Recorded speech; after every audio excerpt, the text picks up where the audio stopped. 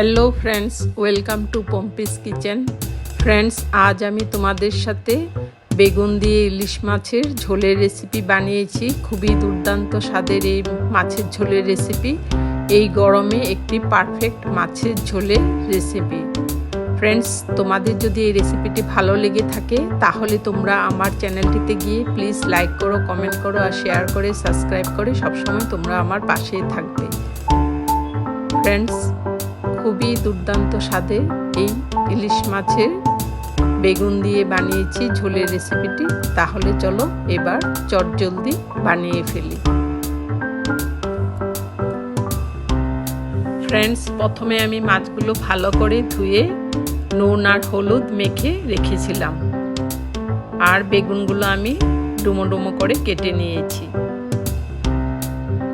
Friends, দেখো খুবই লোভনীয় হয়েছে, কিন্তু খুবই কম সময়ে একটি দুর্দান্ত মাছের ঝোলের রেসিপি।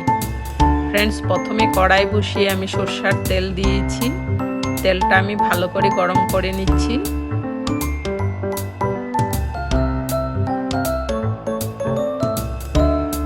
এবার আমি কড়াইয়ের মধ্যে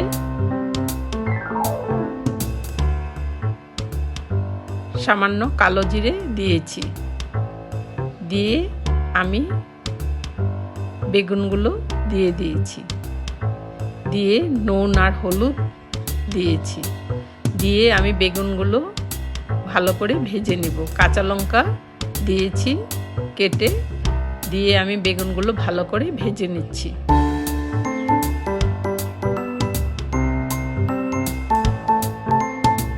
ফ্রেন্ডস, আমি খুবই কম মশলা ইউজ করেছি, কিন্তু খুবই দুর্দান্ত হয়েছে।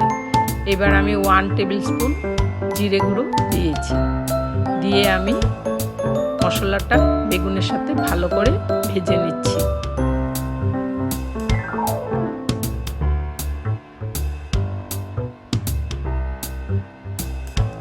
ফ্রেন্ডস, আমার মশলাটা ভাজা হয়ে গেছে। এবার আমি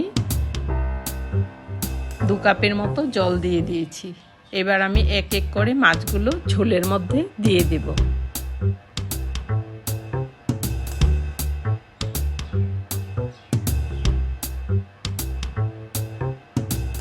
দিয়ে ঝোলে বেগুনের সাথে ভালো করে মিশিয়ে নিচ্ছি। এবার কিছুক্ষণের জন্য আমি ঢাকা দিয়ে রাখবো। ফ্রেন্ডস, তোমরা এইভাবে একবার অবশ্যই ট্রাই করবে।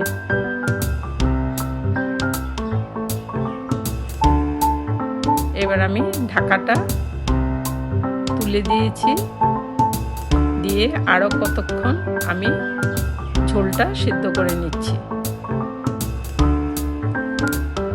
ফ্রেন্ডস, একটি মাত্র মশলা দিয়ে এরকম দুর্দান্ত স্বাদের ইলিশ মাছের ঝোলের রেসিপি খুবই কম সহজে তোমরা সবাই তৈরি করে নিতে পারবে। আবার একটুক্ষণের জন্য ঢাকা দিয়ে রেখেছিলাম, এবার ঢাকাটা তুলে দিয়েছি। ফ্রেন্ডস, আমার মাছের ঝোলের রেসিপি মোটামুটি কমপ্লিট হয়ে গেছে। ফ্রেন্ডস, তোমরা সবাই এতক্ষণ আমার সাথে থাকার জন্য তোমাদের সবাইকে অসংখ্য ধন্যবাদ। ফ্রেন্ডস, দেখো খুবই লোভনীয় হয়েছে খেতে, খেতেও কিন্তু খুবই দুর্দান্ত হয়েছে। তাহলে আবার আসবো আরেকটি নতুন ধরনের ভিডিও নিয়ে। তাহলে আজ এখানে শেষ করছি। Thanks for watching. বাই।